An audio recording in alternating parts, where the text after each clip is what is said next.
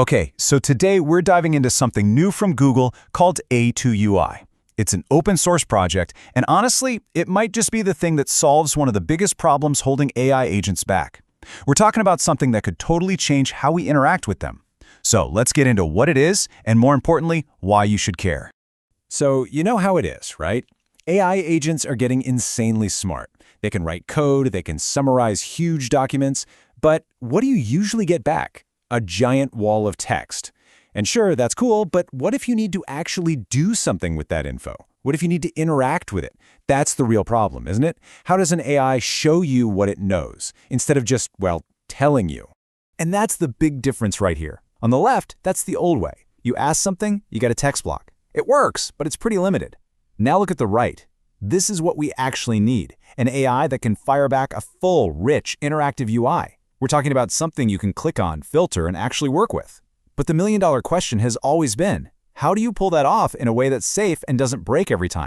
And that question leads us right to the big, scary technical problem, something called the cross-trust boundary.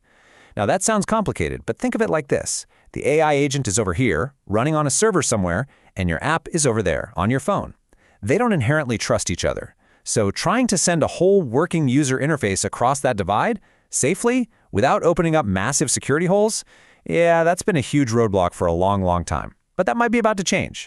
So how exactly does A2UI tackle this problem? Well, let's take a look at the Restaurant Finder demo that Google put out. It's a really simple example, but it perfectly shows the whole concept in action.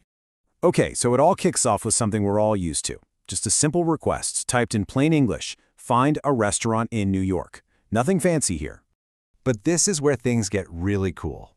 Instead of just getting a boring text list of restaurants back, boom, the agent generates and sends back a whole user interface. Suddenly you can see all your options, you can filter by cuisine or price, you can actually browse.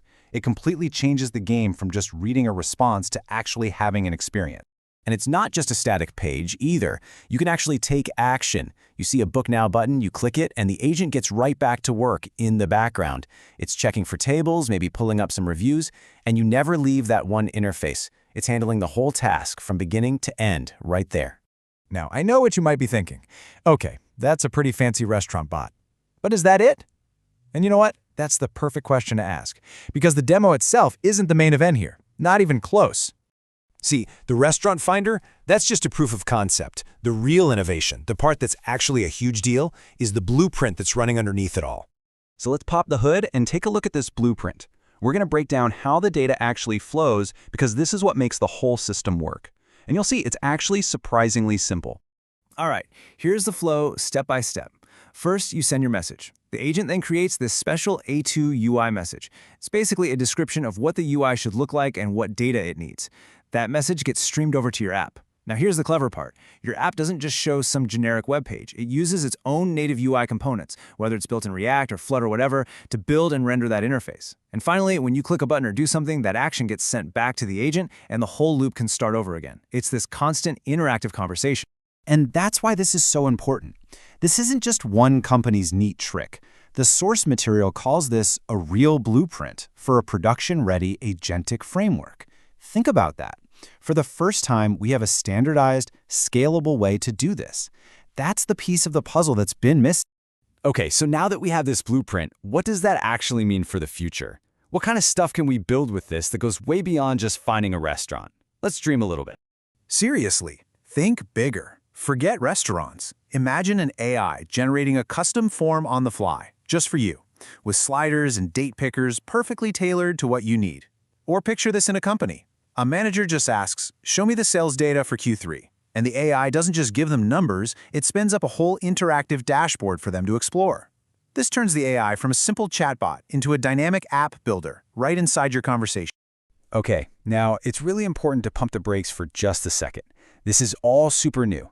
A2UI is in public preview, which is basically developer speak for this is very, very early.